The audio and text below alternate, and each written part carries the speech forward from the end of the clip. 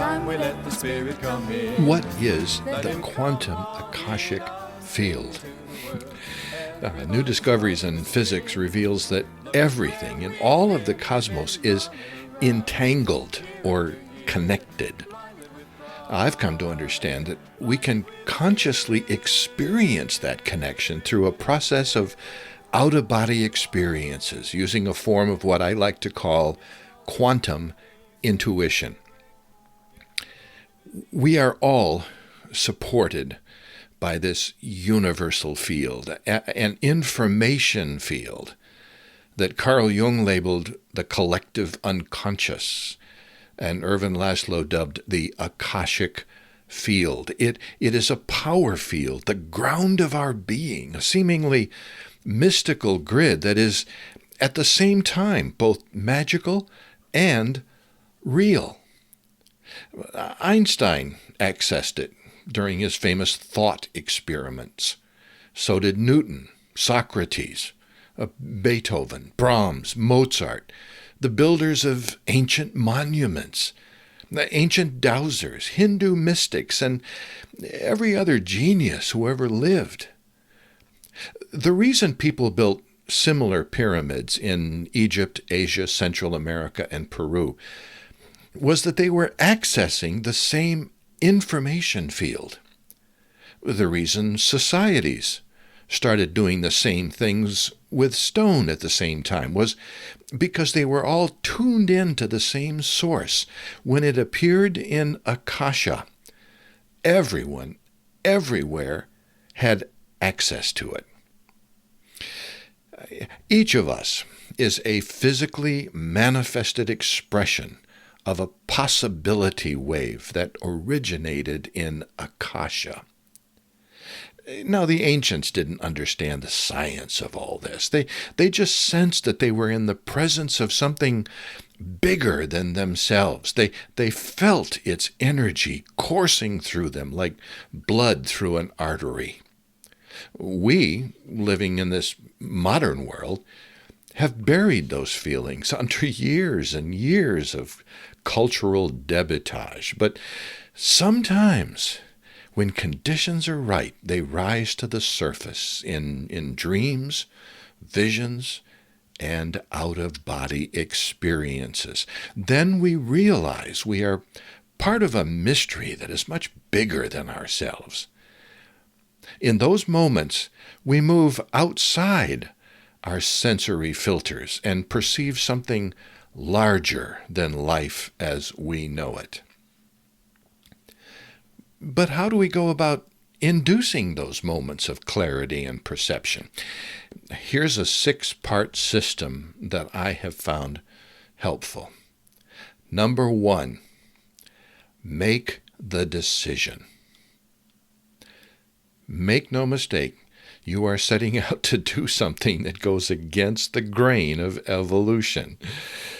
Our species developed within a system that produced individual identity, a singular experience of uniqueness. Maybe the reason we are alive at all is that each of us desired an experience of individuality. And the only way to fulfill that desire was to journey out here to what I sometimes call the edge, or our perception realm. Your material body is a mass of seething energy. You're seeking perfect peace. Your mind is a jumbled mess of thoughts, ideas, memories, and hopes. You are seeking quiet, focused awareness. Your attention is constantly drawn to signals emanating from your environment.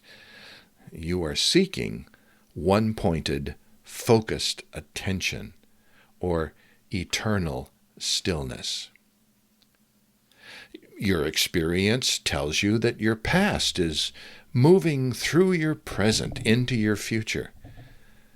You are seeking only the now. This is difficult. It'll take more than a simple decision, but a simple decision is where it has to start.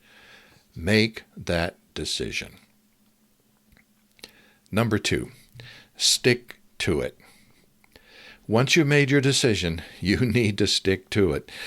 Bill Buellman, in his book Adventures Beyond the Body, claims that anyone can experience an OBE if he or she is willing to apply themselves to deliberate meditation for a period of 30 days.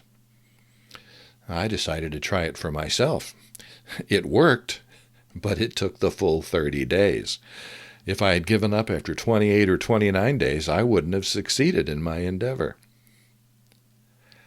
Number 3, develop a system. You need to develop a system if you're going to get anywhere. You don't just fit in things that are important to you. Your body and work schedule will tell you what time is best for you. If you try to meditate when your mind is wired to start the day, you will fail to find any real peace. If you try when your body is tired, you'll fall asleep. The trick is to find that time when your mind is at peace and your body is at rest without being overly tired. Number 4, focus, focus, focus. Now things start to get a bit more subtle. You need to visualize what you are doing. Now that sounds like self-hypnosis. Maybe to a certain extent it is. Ideally, you're trying for a completely open, receptive mind, but that's not easy to achieve. You will probably discover that you need, at least in the beginning, some kind of mental crutch. You may find it helpful to picture yourself visiting a room or natural setting with which you are familiar. Maybe it'll help to imagine yourself sitting up and rolling away from your body. Your mind connection with universal consciousness has been broken for a long time, trained to think it is trapped in a physical body. You're now learning to walk. Accept the crutch of imagination. It'll help you. It'll help you along until you get stronger. You won't always need it. Number 5, stay calm. Eventually, there will come a time when something unexpected happens. It won't last for more than a moment or two, but when it does, you will somehow know in a flash that you have seen a glimmer of something outside your experience. In one terrible, wonderful, awe-inspiring minute, you will know somehow that you have experienced leaving your body, or at least have felt something akin to an OBE. If you get excited, and everybody does, don't be disappointed when you snap out of it and come to your senses. It happened once, it will happen again. Stay calm. Number 6, keep a journal. Oh, this is a very important step, but a difficult one. When you experience a moment of timelessness, the last thing you'll want to do is write about it.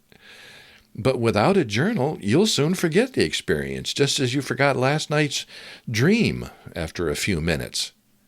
You'll never regret writing it down, even if, at the time, it's a real pain. As you part the curtain, separating you from all other dimensions, worlds, parallel realities, and alternate perception realms, know that there are spirit guides on distant shores, just as real as you are, who are calling out to you. They are evolving in their perception realms as you are evolving in yours. And know as well that just as voices behind you begin to fade into the distance, there are other voices on a distant shore, ready and willing to welcome a friendly visitor. All are part of a magnificent evolutionary procession. Fear not, my friends, we are now and always have been in good hands.